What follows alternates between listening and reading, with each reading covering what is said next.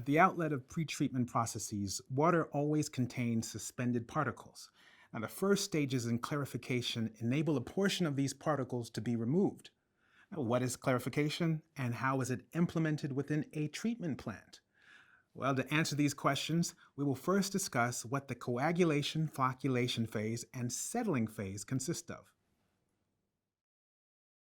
Coagulation, flocculation, and settling occur in what is called a clarification tank or clarifier. Coagulation consists of introducing into the water a product capable of destabilizing very fine and very light particles called colloids. Now, these colloids could settle by themselves, but they would take longer to do so. Now, colloids present in raw water are generally negatively charged. We therefore use chemicals, coagulants, having a positive charge. The coagulant's positive charge neutralizes the negative charge of the particles that are dissolved and suspended in the water. Now, the main coagulants used are aluminium sulfate or ferric chloride. Now, these chemicals are injected into what is called a coagulator.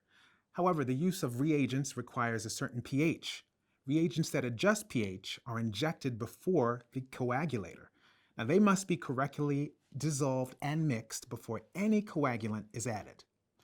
Now, as the coagulation reaction is very quick, the coagulant must be uniformly dispersed in raw water. Now, injection is carried out using dosing pumps.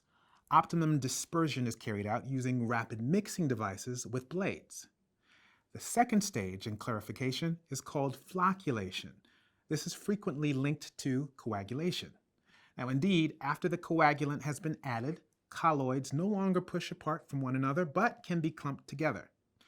The purpose of flocculation is to encourage contact between destabilized particles with the help of slow mixing. Now, these particles stick together to form heavier floc that is easily removed through settling. Flocculation can take place naturally or can be accelerated by adding a flocculating additive such as a polymer. Now, flocculation is generally implemented in equipment fitted with slow agitation. Now, the third stage of clarification is settling. Now, its purpose is to remove the clumps of particles in the form of floc. Now, flocs are very light, but having reached a sufficient enough size, they settle through gravity in equipment called a settling tank. Now, these flocs that collect in the form of sludge will be then removed, and as for the clarified water, it is recovered by overflow and passes on to the next treatment stage.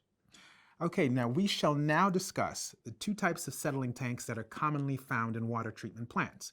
So let us start by the static settling tank. The static settling tank is the simplest of settling tanks. Water is continually directed to a tank, the shape of which varies, and particles will fall to the bottom of the tank at their own speed. A lamella settling tank is similar to the static tank, except that it has plates that are laid out in parallel inside the tank. Now, these plates at a 45-degree angle increase the settling tank surface area, allowing the tank to be more compact and more efficient. What you need to remember about clarification. Its three stages are coagulation, flocculation, and settling. Coagulation and flocculation require controlled injection of chemicals and agitation. Now, for settling, several types of equipment exist, the main ones being static settling tanks and lamella settling tanks.